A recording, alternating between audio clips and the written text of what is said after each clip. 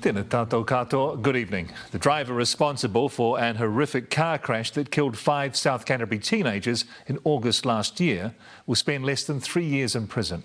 The now 20-year-old Tyrese Fleming appeared at the High Court at Timaru, where he heard emotional victim impact statements and a threat from the public gallery. Kaylee Callahan was there. As Tyrese Fleming entered the dock, his freedom ran out. I sentence you on each of the charges of dangerous driving to 2 years and 6 months imprisonment, all to be served concurrently. 5 charges for the 5 deaths that he caused. The victims' families had mixed reactions outside court. He hasn't shown a lot of remorse, that's the worst part, and all the families have actually noticed that. It's going to take a long time for me to actually forgive him properly. I have forgiven him, but I haven't forgiven him 100%. Fleming was the driver of this car when it crashed on a back road near Timaru in August last year. The car was moving so fast that when it crashed, it split in two.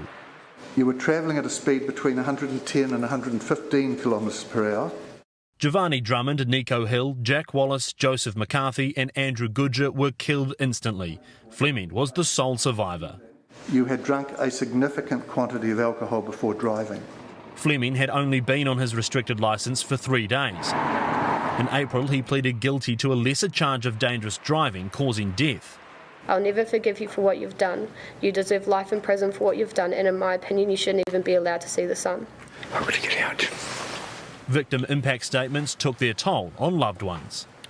My name's Georgia. I'm going to finish my dad's statement. I miss him with my heart and soul, and sometimes I accidentally phone him to see where he is. It was all too much. Nico Hill's mother told the court she relives the last time she saw her boy. As he was leaving, I said, "I love you." He said, "I love you too." Little did I know that was the last time I would see him and hear those words. He will never be a parent, an uncle or a grandfather. That is never going to happen now.